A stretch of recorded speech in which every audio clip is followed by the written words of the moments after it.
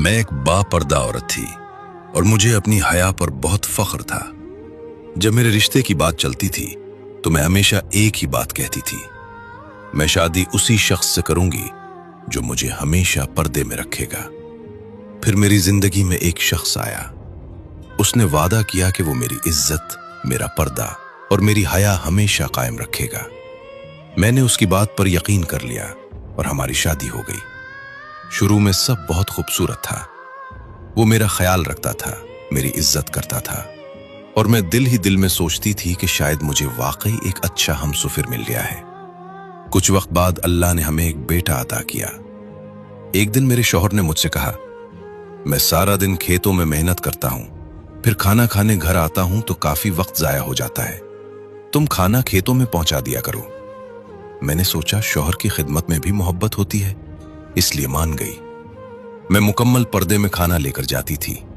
फिर वक्त गुजरता गया और मेरे दूसरे बेटे की पैदाइश हुई। अब मेरे शौहर ने कहा, गुजारा मुश्किल हो रहा है, तुम्हें मेरे साथ खेतों में काम भी करना होगा। ये सुनकर मेरे दिल को अजीब तकलीफ हुई, मगर हालात के सामने खामोश हो गई। अब मेरा मुकम्मल पर्दा आहिस्ता आहिस्ता नीम पर्दे में बदलने लगा। फिर मेरा तीसरा बेटा हुआ और उसके बाद तो जैसे मेरी जिंदगी बदल गई। मेरा शौहर आहिस्ता आहिस्ता मुझे इस मकाम तक ले आया जहां मेरा पर्दा तकरीबन खत्म हो चुका था। वो हया जिस पर मुझे नाज था कहीं पीछे रह गई थी। वक्त गुजरता गया, मेरे बच्चे जवान हो गए। एक दिन मेरा शौहर बैठा हंस रहा था। मैंने पूछा, क्यों हंस रहे हो? वो तंजिया अंदाज में बोला, तुम तो पर्दे पर जान देती थी, आखिर मिला क्या? देखो ना, पर्दा हो या बेपर्दगी, जिंदगी तो वैसे ही चलती रही। उसकी बात मेरे दिल में तीर की तरह लगी, मगर मैं खामोश रही। फिर मैंने कहा, आज मैं तुम्हें पर्दे और बेपर्दगी का फर्क दिखाती हूं। तुम बस साथ वाले कमरे में छुप जाओ। वो कमरे में चला गया। मैंने अपने बाल बिखेरे, कपड़े उलट पुलट किए और रोना शुरू कर दिया। सबसे पहले मेरा बड़ा बेटा आया। अम्मी, क्या हुआ?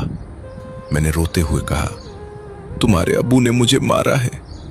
वो चंद लम्हे खामोश रहा, फिर मेरे पास बैठकर बोला, अगर अब्बू से गलती हो गई तो आप सब्र करें। अम्मी, वो आपसे मोहब्बत भी तो करते हैं। वो मुझे चुप करा के चला गया। फिर मैंने दोबारा रोना शुरू कर दिया। अब मेरा दूसरा बेटा आया। मैंने उसे भी वही बात बताई। वो गुस्से में आ गया और बोला, अब्बू को ऐसा नहीं करना चाहिए था। वो अपने बाप को बुरा भला कहने लगा।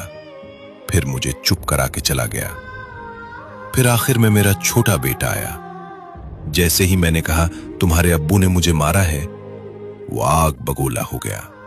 डंडा उठा लिया और चीख कर बोला, आज मैं नहीं छोड़ूंगा नहीं। वो अपने बाप को मारने के लिए ढूंढने लगा।